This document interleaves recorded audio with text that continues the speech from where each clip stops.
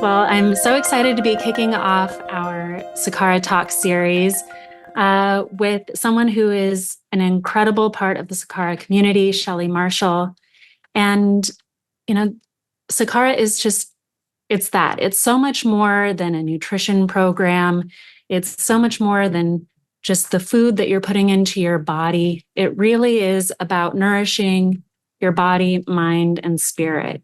And so we're putting together these talk series as a way to nourish your mind and your soul, along with those nourishing meals that you're getting.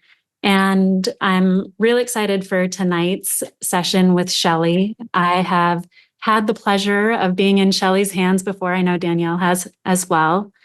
And her techniques are incredible for the face, but also for just your overall energy. They're so empowering and uplifting.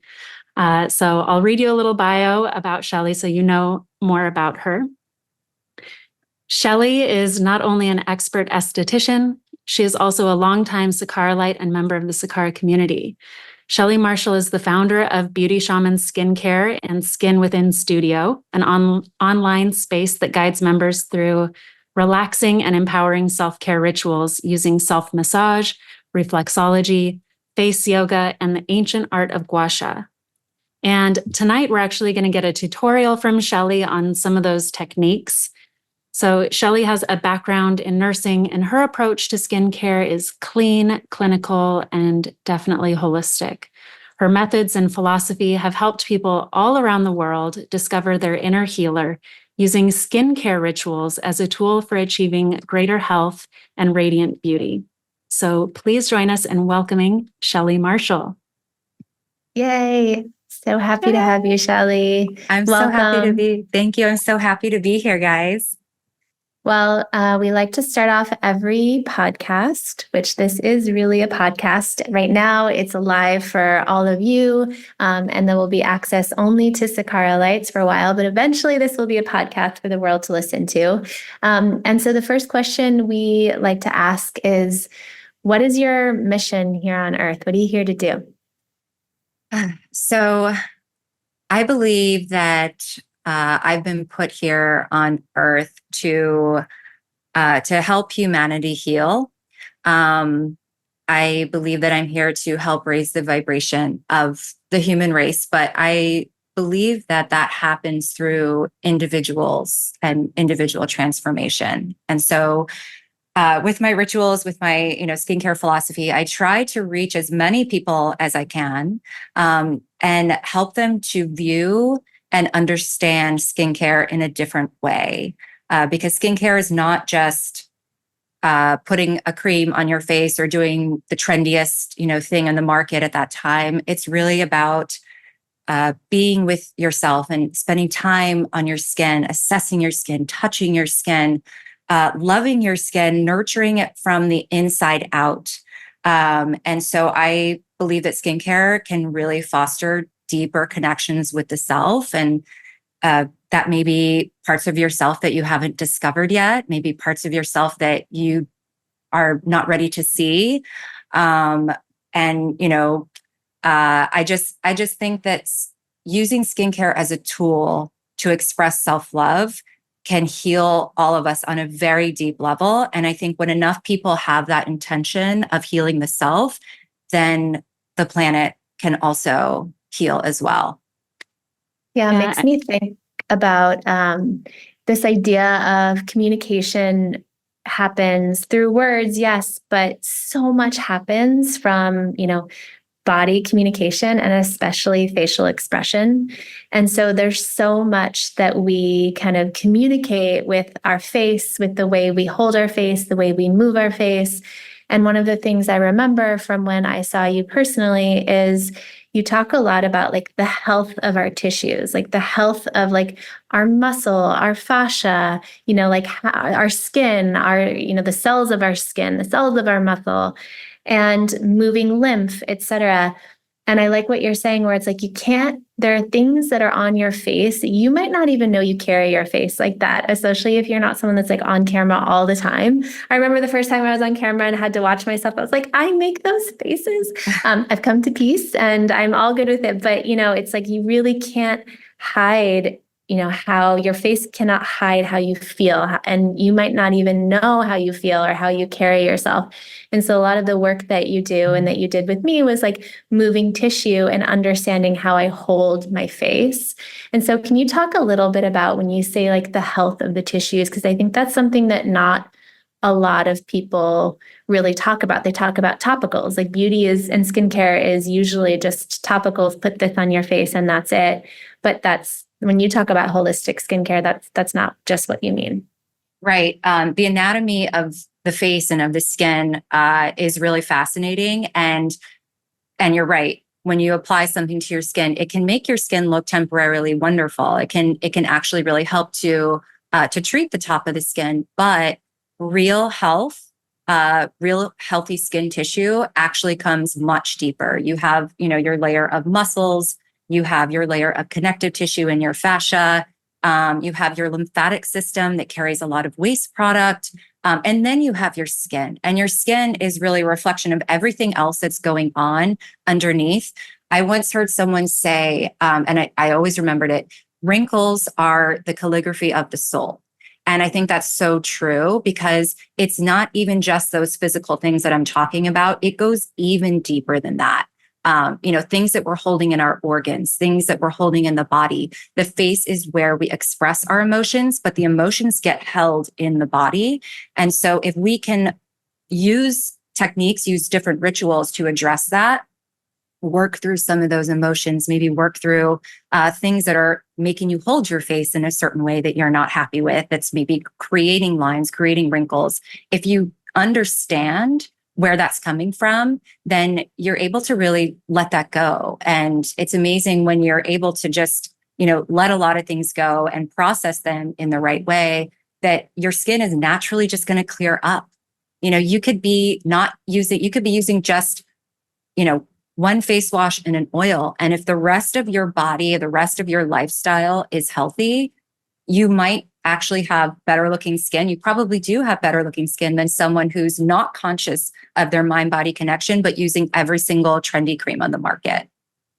Yeah. In my days when I was battling cystic acne, I tried everything out there. I read a lot of things. And one of the books that I came across in my healing journey was You Can Heal Your Life by Louise Hay.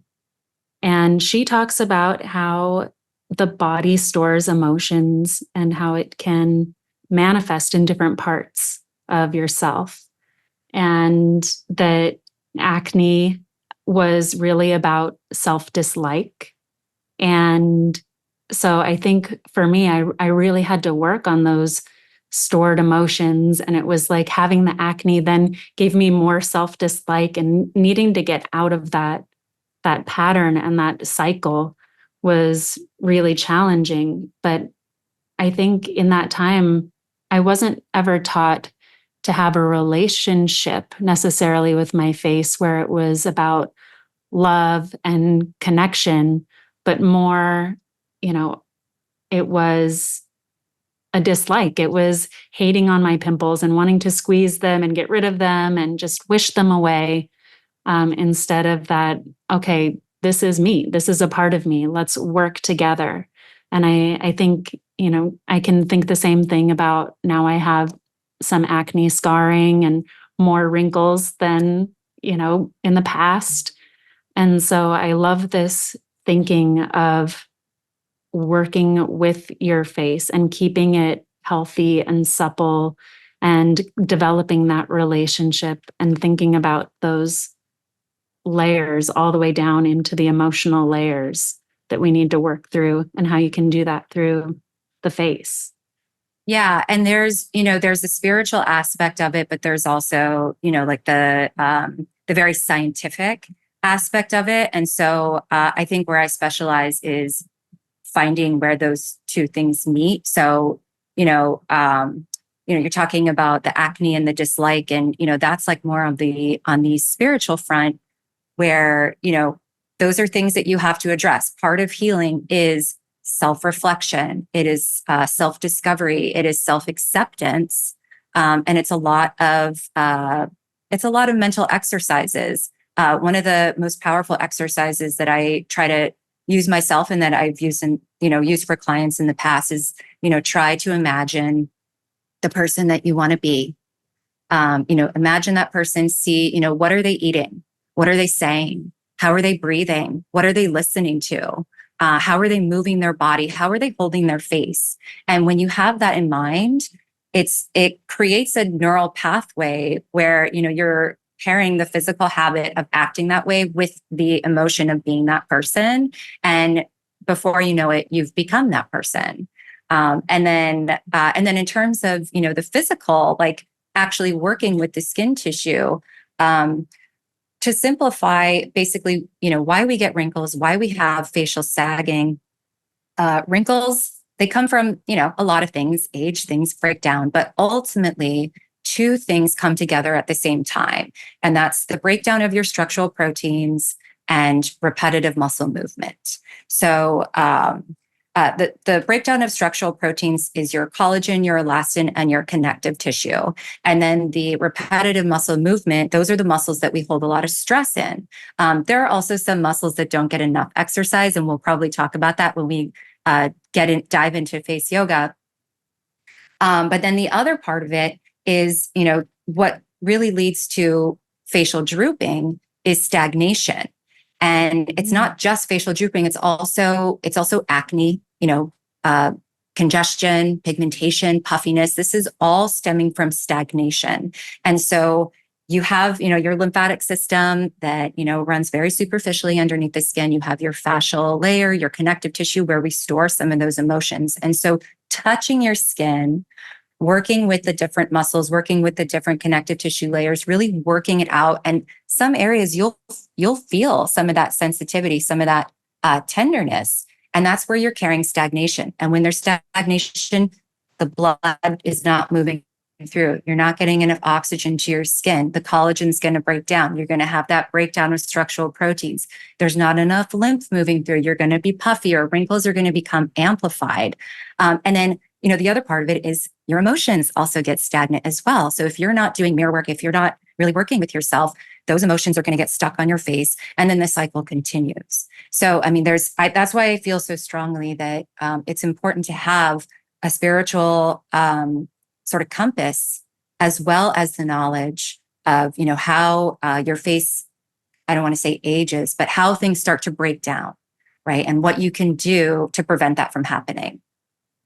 We know this is also true when in like the study of autoimmune disorders. So autoimmune disorders happen to women, like so outsized. Like I don't remember what the exact numbers are, but it's crazy. It's like over, I want to say like 70% of autoimmune disorders happen in women.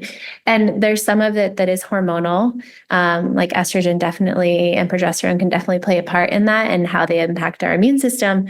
But also, as you're talking about, Shelly, as we get to like the more kind of psycho-spiritual realm, if you think about, most of our immune system's in our gut.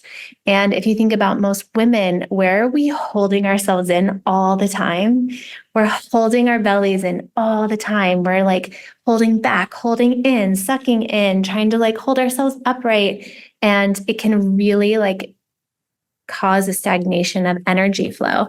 And so when you think about so many women having things like IBS, IBD, these can be precursors to things like leaky gut, which then can themselves be precursors to autoimmune disorders. So it's so interesting to even think about that on the face, where it's like, yes, we know that as you touch your face, you can remove kind of some of the stagnation, but also as you start to touch your face, as you start to like move your body and your belly in new ways, the opposite can happen, where you can actually come to realize stagnation that you wouldn't have realized had you not worked on it, that way as well. Just so fascinating. Like you can learn, hey, I'm angry about something just by like getting to massage your face in the right place. Yeah. I mean, that's what like acupressure is all about, right? Yeah. And that's, that I also practice reflexology. And I I see, have your Whitney, you're tool holding. here. Oh, yeah, great. Okay. And I was going to ask you about this. Like, can you explain what it is and how acupressure works? Yeah, so facial reflexology is it's kind of a dual-sided practice. There are points all over the face that are correlated with different areas of the body, different energy centers, different organs. And so when you're using reflexology, if you're just doing sort of like a diagnosis, or not even diagnosis, if you're just kind of treating yourself everywhere, what will happen is you will go over certain points that may feel more tender than others. And that is usually an indication that that area of your body, wherever the maps, correlate to, that there's an imbalance in that part of your body. So, for example, I had someone once, I was going over her kidney points and I said, this feels a little bit stuck, and she said, yeah, that's a little bit tender. And I said, this has to do with, your kidneys, like could just be your kidney energy, which has to do more with stress, or it could be your actual physical kidney. And she said, oh, well, I had a kidney transplant.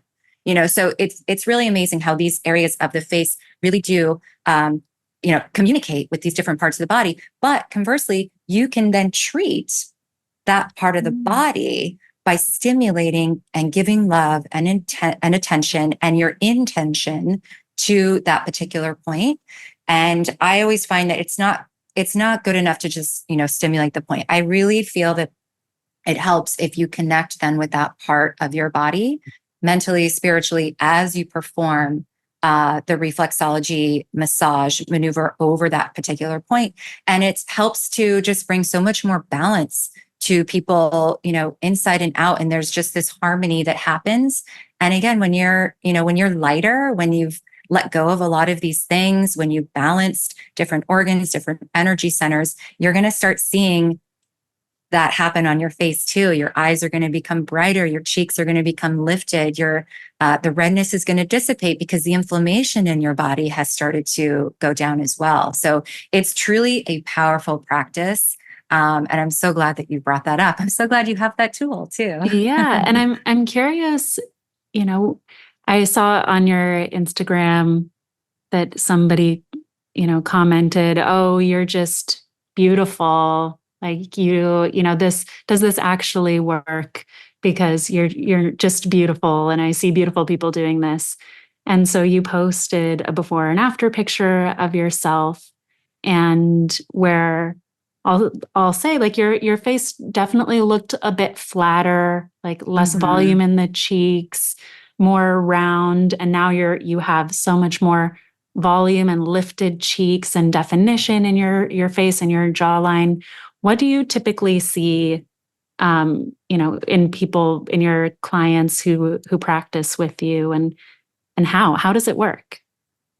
Well, the muscles being lifted and the jawline being sculpted has a lot more to do with face yoga and the massage maneuvers that I practice on a daily basis. And what happens when people come to see me is they'll tell me their concerns, and I usually do like a quick assessment, and then I usually will, treat them by, releasing some of the tension in the muscles that will help to fix that stagnation. Also working with the fascia that also helps to release a lot of issues. Our tissues hold our issues, so when you massage it, it really does help to let it go. But then I always give them homework when they leave. And I always say, okay, well, this is what I'm seeing. And, you're telling me that this is your concern. And so I have, some facial maneuvers that you can start using at home that will amplify your results, and, carry you over, and let's check in again in about a month. And I like to think of it as going to the dentist. You go to the dentist, you get your teeth cleaned. You don't just go home and stop brushing your teeth. There's an upkeep that has to happen, right? Otherwise, your dentist is going to be pretty disappointed when you come back in. And it's the same thing with skincare. You looking outside of yourself for the solutions, for the beauty, for everything that has, a time and a place when you need help, when you need guidance. But to depend on other people for how you look, I don't think is fulfilling.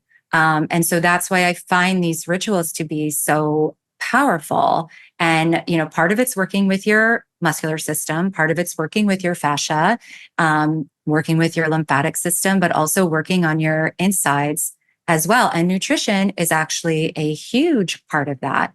I mentioned the stagnation piece, and acne, drooping face, wrinkles. A stagnant gut is going to contribute to aging faster than you think. It's probably, I would say, my diet, my I call it my, like my skin food, basically. It's a huge part of my skincare regimen. I would say probably the most important part, because without the nutrients on the inside, to really nurture your gut, which then nurtures everything, then you have nothing. You're working against so much when you don't have that piece of the puzzle. Yeah. And, one thing that I love that you talk about is, so you've talked about like massage and acupressure and like moving kind of stagnant energy, but you also talk about building muscle in the face, which I think is really interesting. So it's not just about like massaging, and then, pressing the right areas, but it's also about like learning some actual like facial exercises to build muscle. So can you talk more about that? Yeah. So And that's maybe can you show us a couple moves? I think we're going to do a full thing, but maybe you can just show us a couple moves that we can try out right now. Yeah, absolutely. So that is under the realm of face yoga. So face yoga is a combination of stretching certain muscles that get too much stress, like muscles between your brows, and then exercising, toning, lifting, strengthening muscles that don't get enough exercise. So those muscles are usually the cheeks, maybe around the mouth. And the other part of face yoga is also reprogramming your facial expressions. So you take those three parts and, you're working on deliberately relaxing some of the muscles with different poses and different maneuvers. And that's going to help to reprogram your mind to stay relaxed when you're experiencing a certain emotion. And so that's another part of it is, really feeling that emotion as you are going through some of these movements, and then building the muscle, for the face and for the cheeks. And that gives everything such a beautiful lift. We have over 42 muscles of the face, and the face is the only area of the body where skin, muscles, fascia, they're all connected. So that means where the muscles go, this skin is going to go too. And a lot of these muscles don't get enough exercise. And so when we start to work them, just like you're working your biceps or your glutes, if you don't use it, you will lose it. And a lot of, back in the day when I used to be a nurse injector, the mid face was the area that falls flat very quickly for women, especially as we move and past what's the mid face, like right here? The mid face is this area from the outside of the nose, spanning, right around the nasolabial folds and on the cheeks. So this area becomes very flat. It also becomes, stagnant with, fluid or just different issues that we're holding on to. That fluid and puffiness can contribute to the appearance of deeper nasolabial folds because you have more puffiness stuck in here. Your muscles are lax, so everything's kind of falling down. If your neck is also tight, that's also going to contribute to a sagging face because everything is connected. And when your neck is tight, it's going to pull everything down. So that's why I practice a lot of these face yoga movements to really work the muscle. You're filling in, you're volumizing, and that's going to have a natural lifting effect on the whole face. So I'll show you real quickly. One move that I always tell everybody to start out with before you even move up to the face is always to start with the neck. If you think of, a flower, for example, beautiful flower, if the stem of the flower is not cared for, if it's withered, if it's broken, if it's damaged, that flower is not going to stay alive for very long. And so your neck is the same way. Your neck is sort of the bridge, between your heart, your body, where your blood flow is originating from up to the face. So it's really important to have a very flexible, loose neck so that energy can flow, blood can flow, lymph can flow. A lot of times in this day of technology, this neck muscle and fascial layer gets really short and tight because we are constantly looking down at electronics. And so what happens when that gets tight, it's connected here at the jaw and it will start to pull everything down. So the first movement I always tell people to do to start with when they're just starting a practice like this is just to hold your hands at the base of the neck and then just let your head come back a little bit. Let your chin kind of come to the ceiling and just gently move your head side to side and just notice where you feel any pulling, any tugging, any stretching, any release. Most people, and where you should feel it, is right along the jawline on either side of the chin. And it's going to change depending on the direction of where your face is. And this will help to reverse the tech neck. It helps with fine lines on the neck. It helps to elongate the neck. It helps to sort of give more shape to your jawline. It releases a lot of the fluid under the chin. So all around great aesthetically for this area, but it also opens everything up so that when you start to work on your face, whether it's massage, face yoga, everything's going to be more effective. So I always say start with stretching the neck and even just massaging the neck. If you just, grip on the side of the neck here, you'd be surprised how tender it is and you didn't even realize it. Just pressing into those areas. I feel like I always have a hard time grabbing this muscle. So try Either it's that it doesn't want to be grabbed or like it's just so tense. It's probably pretty tense. If it's difficult to sort of bring it out away from the stem of your neck, then that means it's very tight. And all you have to do is just kind of work at it every day. Just kind of knead it like dough. This muscle is one of the muscles in the body that carries the most stress.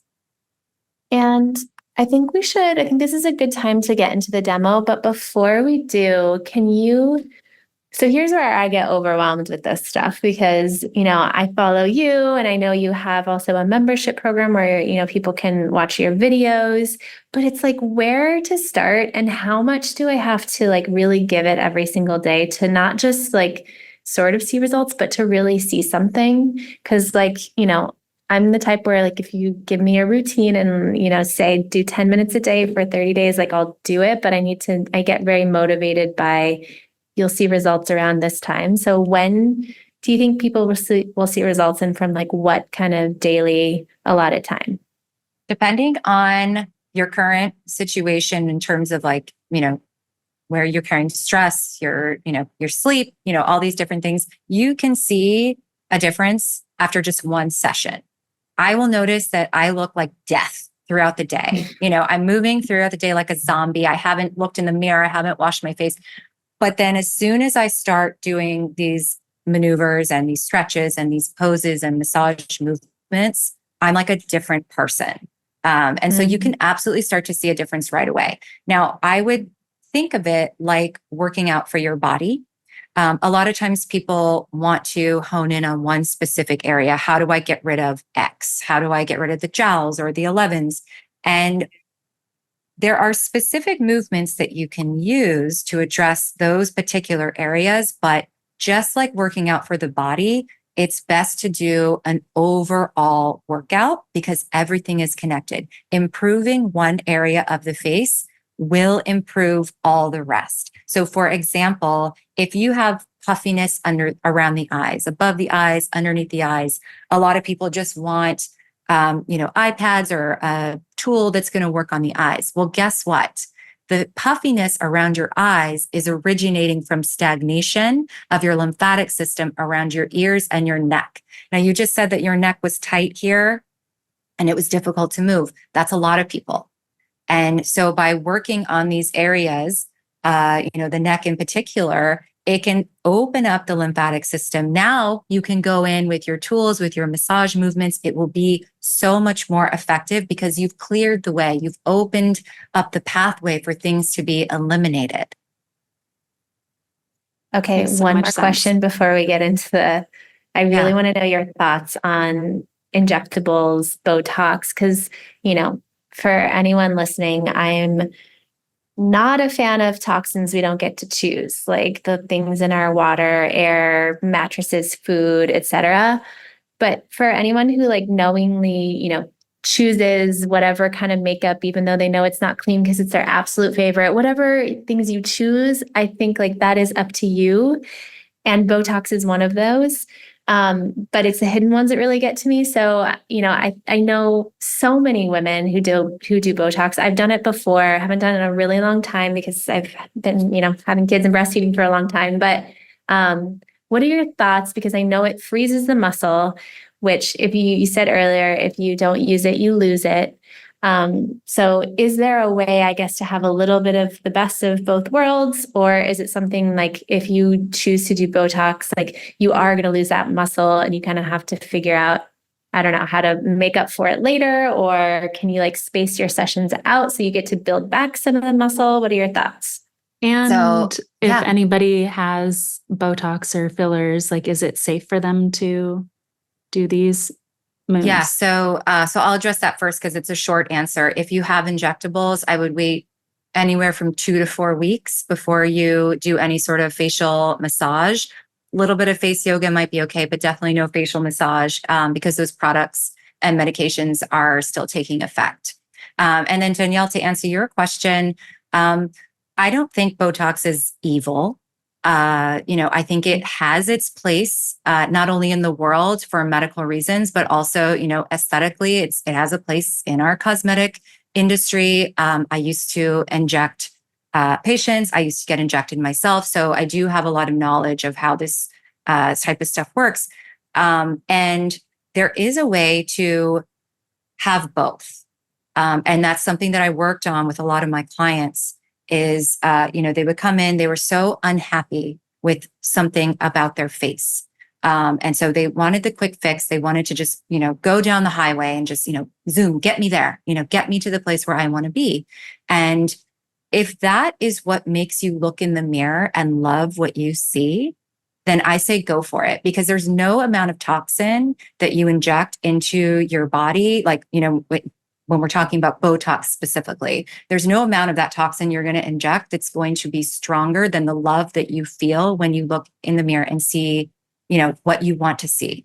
Now, I would help a lot of my clients get to the place where they could sort of admit and sort of realize that this was sort of a short-lived solution, that they were always coming in and unhappy and perpetually unhappy, and it actually didn't promote self-confidence in the way that they wanted. And so what I would do is work with them using some of these techniques, using some of these poses to teach them how to control their muscular movement so that they could prevent needing to come in as often.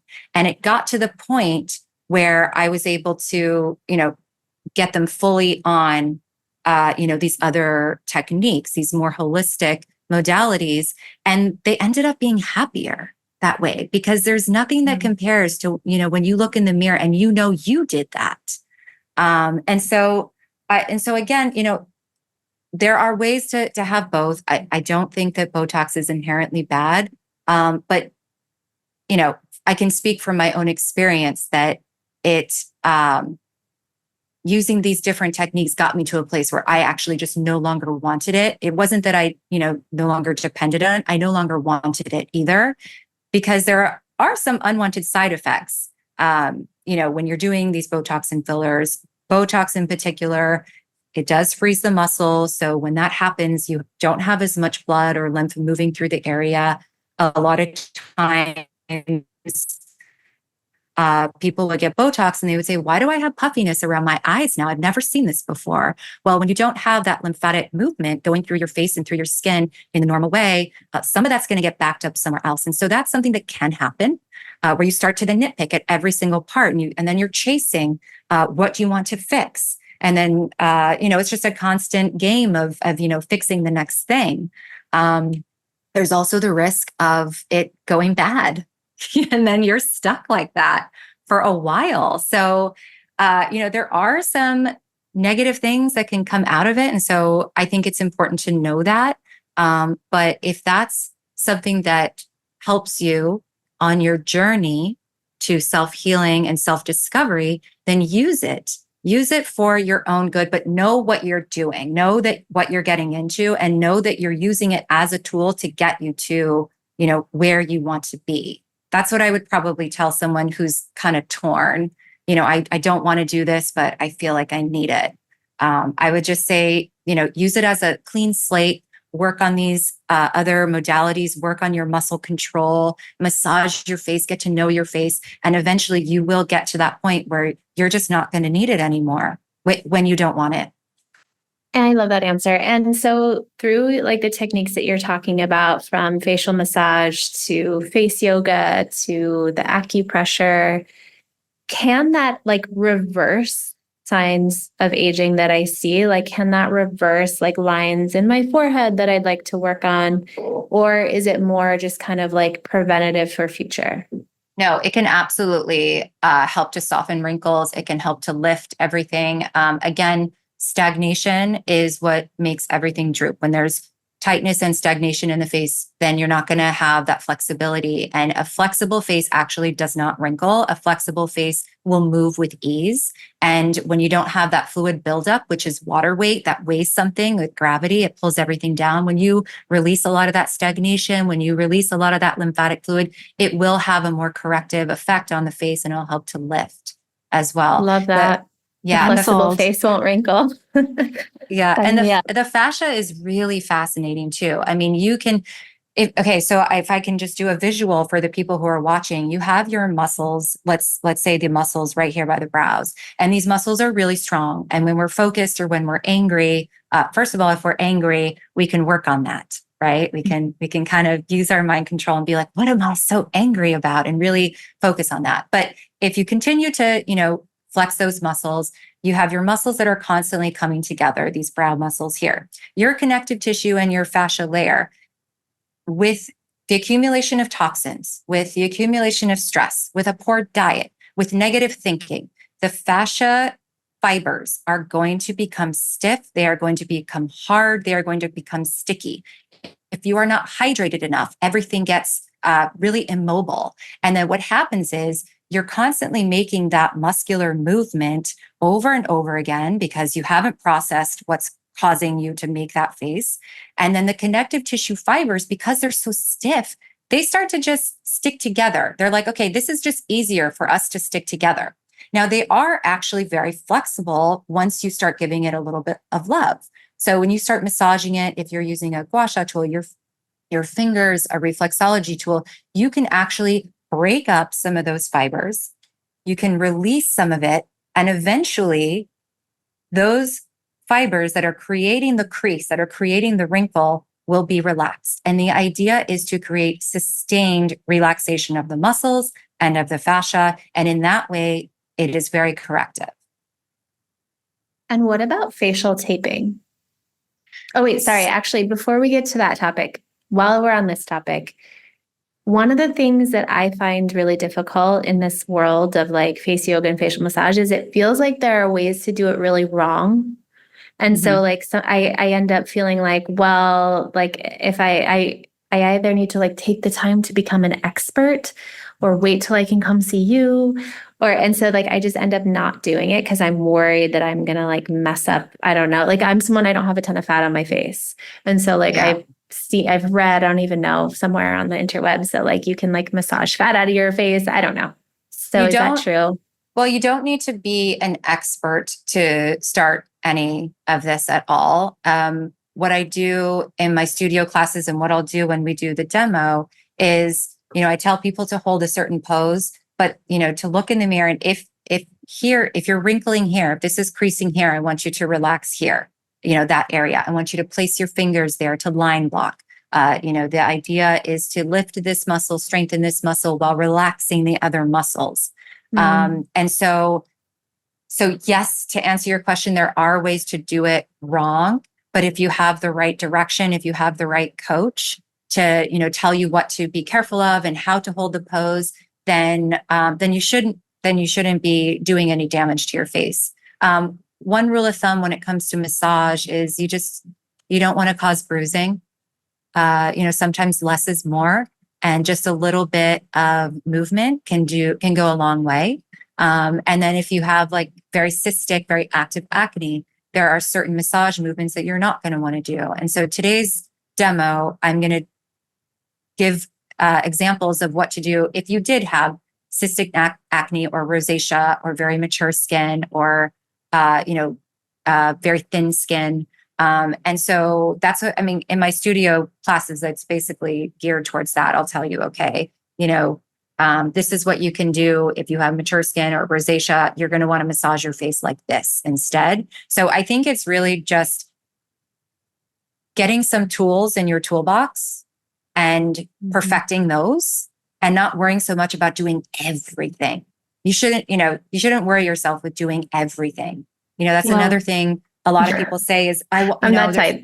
Yeah. A lot of people are like, oh, I want to do everything all in one night. Like, I don't, it's so much, it's so overwhelming. I just give up. Just do one thing a night. Just be consistent with a routine. It doesn't have to be the full routine every time. Just be consistent with a routine. And part of that routine is doing one thing for your skin or for your face that night. Yeah. There are some nights that I just do face yoga. Let's jump in. Let's do it. I want to make sure we have time to do this. So turn it over to you. Yeah. So you don't necessarily need to have a facial oil handy, but if you do and you want to apply 1 to 2 drops, then I invite you to do that because we want a little bit of slip on the skin, but we don't want to have so much that our fingers are sliding everywhere. You want to have a little bit of resistance. You want to be able to grip a little bit. So it's really just to create a little bit of glide and slip to the skin. So make sure you apply that to the face, the neck, and the chest. And one very easy way to open up the lymphatic system, it's a little bit difficult to do with the earphones, but if you just spock your fingers in whatever way feels comfortable, and just make circular motions going in a backwards direction. This is going to help to open up your lymphatic system. And then after you've done that a couple times, then you want to start bringing your hands and your palms down to your collarbone. Now, another part of these self-care practices is the inclusion of your breath. If you are breathing through your chest, that is going to raise your shoulders and you're going to actually create more tension in your upper body, and tension and tightness leads to stagnation. So you really want to focus on breathing through your belly. So as you do this, just take a big belly breath, feel your belly expand. And anytime you're taking that deep breath, it also helps to regulate the nervous system and it moves a little bit of lymph at the same time. So kind of just waking everything up right now, very gently opening up the lymphatic system. Now we're going to get into a reverse tech neck face yoga stretch. Really easy way to do this is what I showed before, where you hold the base of your neck. So this is just to stabilize the platysma muscle. You're going to bring your head back. And if you like, you can raise your tongue up to the sky. Okay, so like this. Now, the inclusion of the tongue is going to activate the muscle under the chin. So this is good for lifting the double chin. Now, I know some of you have your forehead wrinkled, so relax your forehead, relax your eyes. Okay? Yep. And then breathe into your belly. Your shoulders should come down, and then slowly move your head side to side with your own range of motion. If it's painful for you, go slower or don't move at all. Just hold this pose and feel the stretch on the sides of the chin, the jawline. Almost imagine that some of the fascial fibers are releasing the downward pull on the jawline. You're feeling that release. Okay, now I want you to slowly come back to the center position. Okay, so we opened everything up like this. And now we come back to center. And I encourage you to do that as many times as you need to start your ritual. Okay, then we always want to work our way from the bottom up and then come back down. So the next thing we're going to do is release a little bit more lymph stagnation here under the chin. We're going to use medium pressure, and this is going to help to just get things moving. And you're just going to place your, why don't we do this one? We'll place our thumbs underneath the chin. Your knuckles are sort of on top. Okay. Now I know, yeah, perfect. So you want to bring your elbows out a little bit. Again, your shoulders are down. Okay. And you're just going to pull all the way to the ears, and your knuckles are going to come right to the front of your ears. And then bring some awareness back to your breath and more pressure in your thumbs. Really feel the outline of your jaw underneath. Okay. And this is helping to shape the jawline. We're working with the fascia. We're also helping to just mobilize some toxins. So we do this. You can do this maneuver or something like this. There are different ways to do it. You can use your knuckles across like this. Do that for a good, 30 seconds to a minute. And then to carry out some more of that waste, let's come with our thumbs. Now, medium pressure underneath the jawline. We're going to come in front of the ears, come around the back of the ears. Okay, and now your palms with light pressure are just going to carry it through. Okay, so we opened up our lymphatic system. Now we're actually moving some of that waste out. So your thumbs underneath your chin, slight lift of the chin here. Up around your ears. Okay, and then down to the collarbone. And I invite you to do that, 5 to 10 times. Okay, so now we're moving up to the cheeks. So we're going to do a face yoga pose that is going to help to lift the cheeks. Now, anytime you work with the muscles of the cheeks, it's going to help to indirectly lift the nasolabial folds, the marionette lines. Now, really key when you work this muscle here, these sets of cheek muscles, your eye muscles are naturally also going to want to contract. So we are going to hold our fingers here to line block as a reminder that as we do this pose, we're going to relax around here. So we're building strength here. We're also reprogramming not to wrinkle around here. What you're going to do is place your tongue to your top lip. And then you're just going to open up your mouth and smile. Okay. And just place your hands here. Now, some of you are going to smile with your eyes. Okay. You're going to feel when you do that, that your eyes crease. And that's where the muscle control comes in. We are lifting from the cheeks. We are isolating these muscles here. Okay. And we're using our fingers here as a reminder and to flatten and soften those wrinkles. So keep holding that. You're going to breathe in and out through your mouth, deep into your belly. Relax your shoulders, relax your forehead, relax your eyes.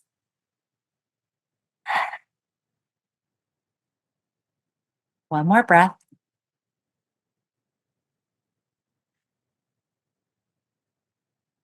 Good. And now to carry that one step further, we're going to hold that same pose. This time, we're going to work a different part of the cheeks. You're going to just hold the tip of your tongue down with your upper lip. So you're curling your tongue back. So you get into that pose the same way.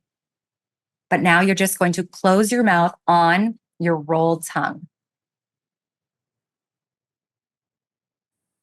Okay. And just that now you're going to feel it more center part of the cheek muscles, right above the nasolabial fold. So start here with the tongue right at the top. Fold your tongue down and hold it down with your top lip. This one, you're going to breathe in and out through your nose. If you're seeing that tightness there, then you may be holding too much tension in your jaw. Try to lift more with the upper cheeks. It does take a lot of coordination. It does take a lot of practice. So it's okay if you don't get it perfectly on the first time. Okay, come out of that pose. Now, this would be a good one to alternate doing a couple times until you start to feel the fatigue. Anytime you feel the muscle fatigue, that's when you're starting to build that muscle.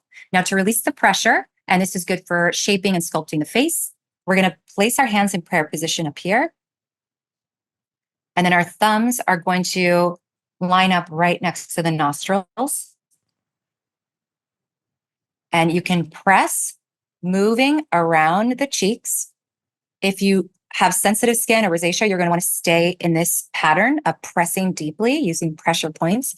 If you have normal skin, if you want to go for it, press in and come around. You want your thumbs to come up the sides of the eyes and lift at the temples. Okay. As you bring your thumb around this area, you may notice some creasing happening here. That's your fascia getting stuck. So you want to work that out and just go right over it, iron it out, and lift up here at the temples. Okay, so we're working to shape the cheeks, release tension, release some fluid from the center of the face, at the same time helping to soften the lines around the eyes. Come back to your breath. Deep inhale into your belly.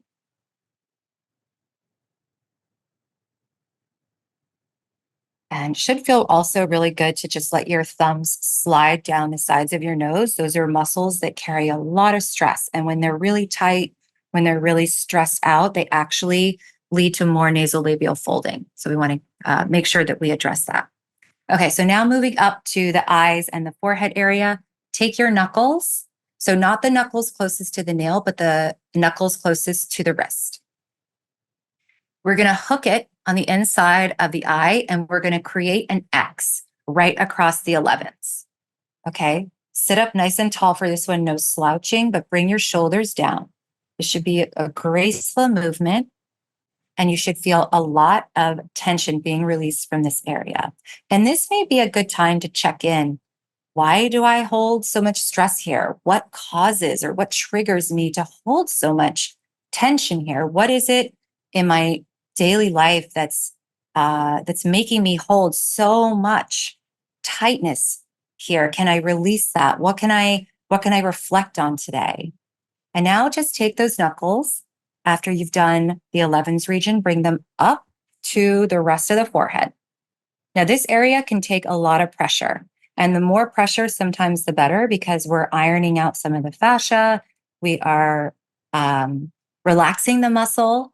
And that's the idea when we want to prevent those wrinkles from coming back, is to have sustained relaxation in the muscles and in the fascial layer. And it's okay if the skin turns a little bit pink.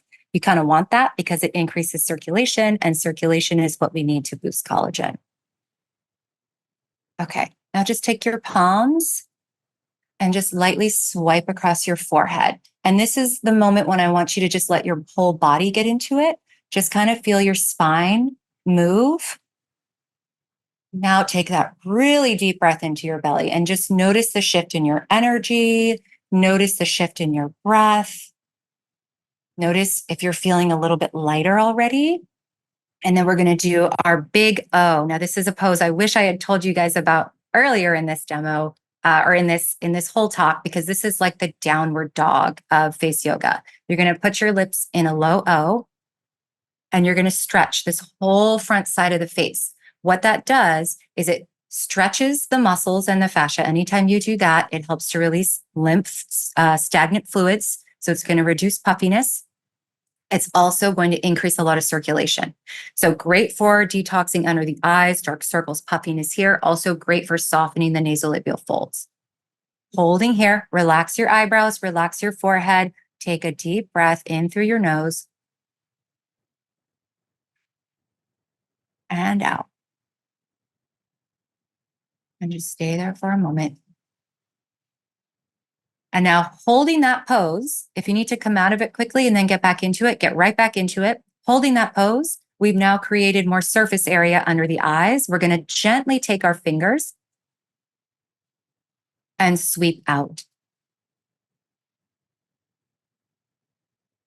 Okay, carrying all that fluid out.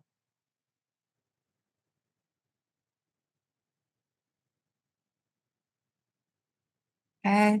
And then once you've carried some of that out from the cheeks as well, start to come down to the chin, give a little bit of a lifting.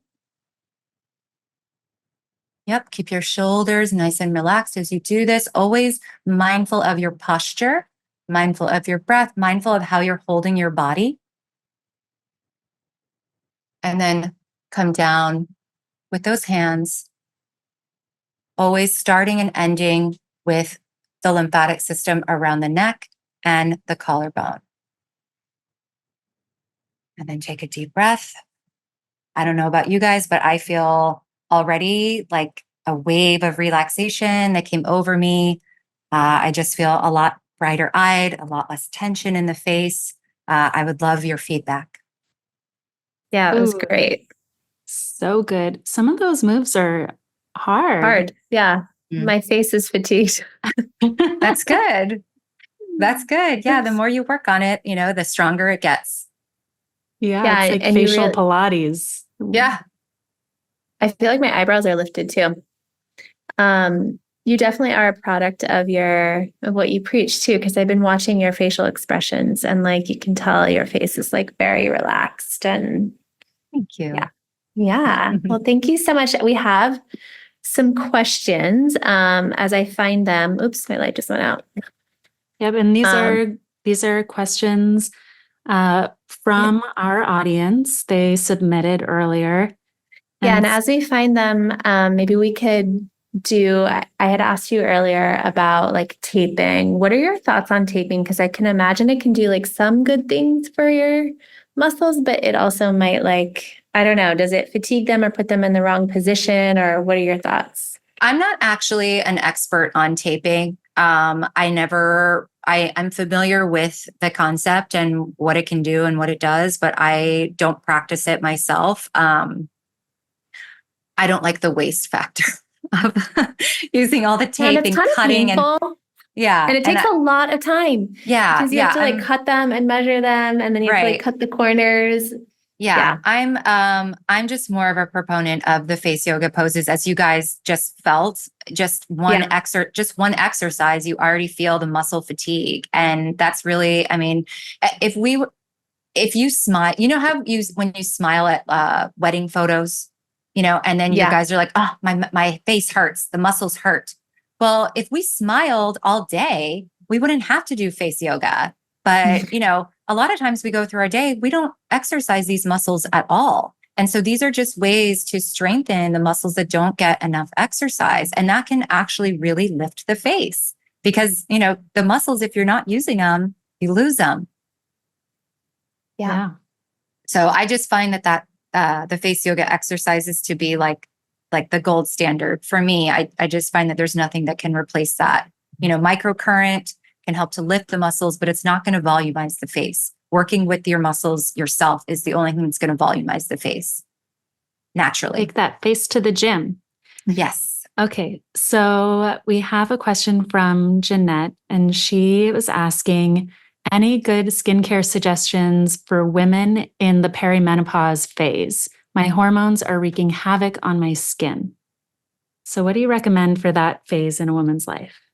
Anti-inflammatory products, number one. They should all be anti-inflammatory. You should be using, your skin's going to be very reactive. Your skin can get red, it can get dry, it can get oily, it could kind of just be all over the place. If you're using anti-inflammatory products, so that means lots of high quality oils, lots of antioxidants, botanicals, green tea, even essential oils, if you're not too sensitive for that. Anything that's going to naturally calm the skin is going to be best. In terms of facial maneuvers, if you're feeling like you're getting, there's a lot that can happen. So if you're breaking out and you have a lot of redness and dryness, then definitely face yoga. And I would say gua sha, because gua sha works with your lymphatic system just to kind of relieve any buildup of toxins underneath the skin. Beyond that, I would actually say that your diet is probably the most important thing than anything, because your diet dictates your hormonal behavior. So, using things that can help to calm the skin on the outside, but really the anti-inflammatory piece for the inside, I think is going to be the best. And you guys would be able to talk more about that. Yeah, no, but you're a longtime Sakara light. You've been ordering Sakara meals for how long has it been now? Oh gosh. I don't even know. Since like 2017 or 18, something like that. I think so. Sakara is a huge part of my skincare routine. I order it regularly, and I love the meals just on their own. But sometimes my husband and I share the meals, and we add like a protein. We'll add salmon or eggs or chicken or something like that, and it's just such an amazing way to get such a variety of nutrients that help the skin to create those amino acids to build more collagen or create those anti-inflammatory chemicals that help to calm redness. and there's no junk in them. So, your body's able to process everything and use all the information to do good for your body and for your skin. Yeah, one thing I recommend to anyone going through perimenopause, when your hormones are all over the place, one thing that can happen is like digestive fluctuations. You can get constipated, bloated. And I feel like people don't talk about fiber enough in general, but certainly during the perimenopausal phase, where when your hormones are, all over the place and you're feeling constipated and bloated, fiber can really help your body excrete excess estrogen, help keep things moving. And there's so many studies behind how fiber can impact hormonal fluctuation. So I would aim, especially if you're in the perimenopausal phase, I would aim for 50 grams a day, which is a lot, you guys. Like, at Sakara, you get 45 to 50 grams a day.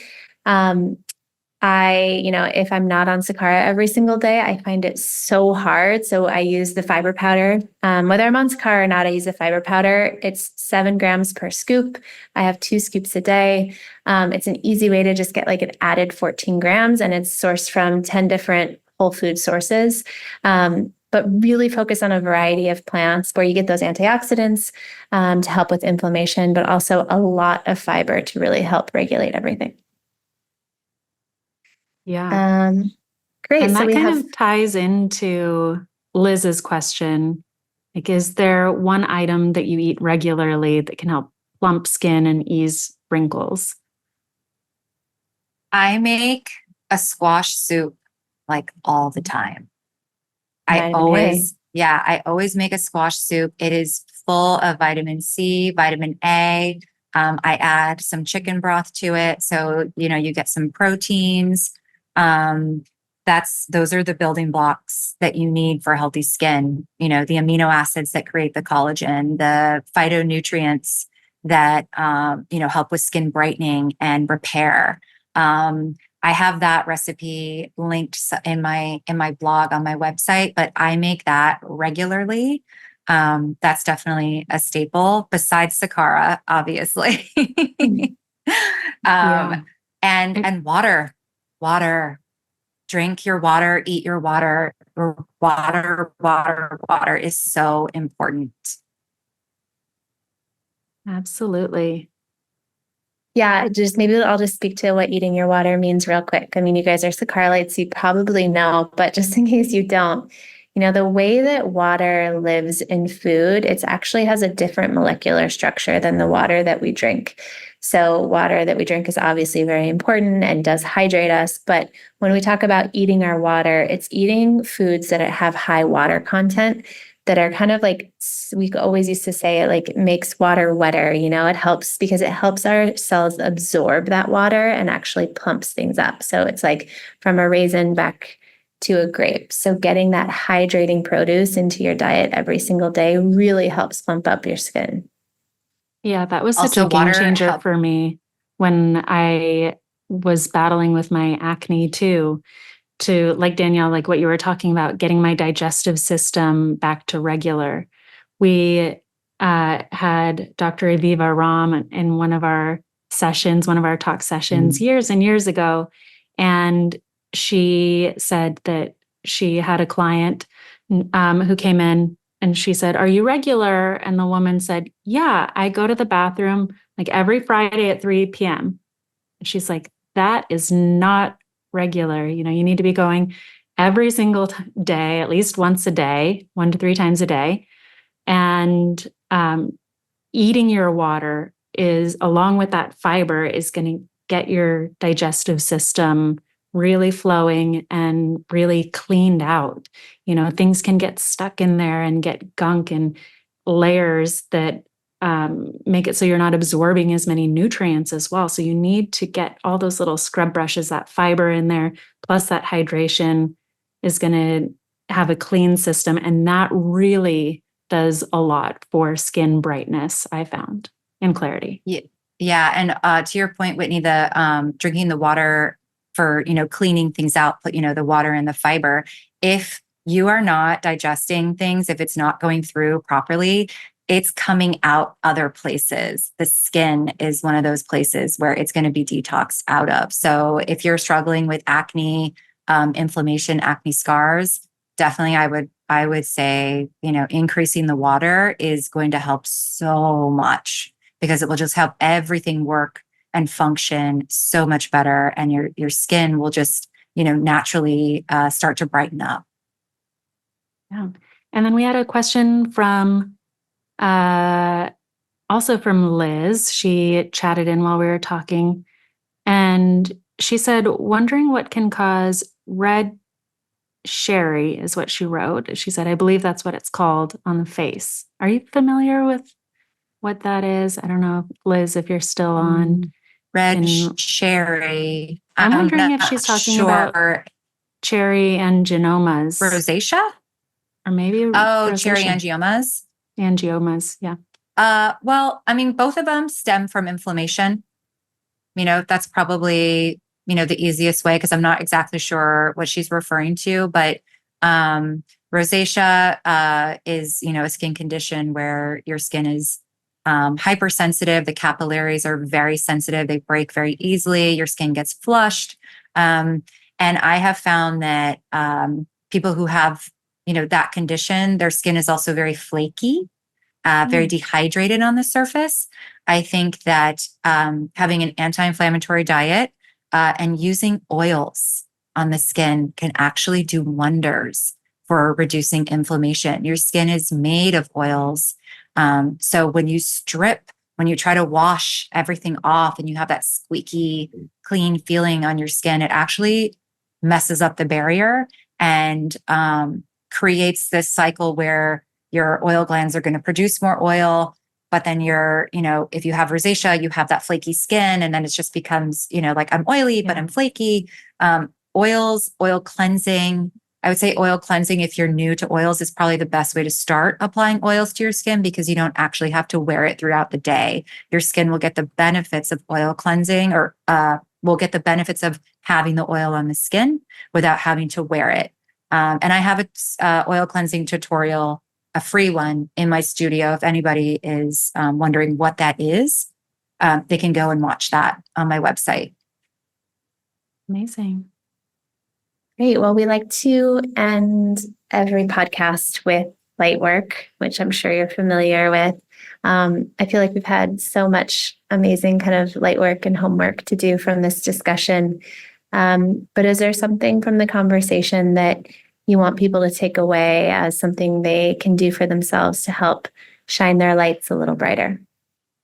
Yeah, all the stuff that we learned today is so useful, and I encourage everybody to start a skincare or facial care practice, because it is so healing and fun to do. But I would say, if there's one thing that you can take from today that's going to help to improve your skin complexion and your facial structure, is to practice forgiveness.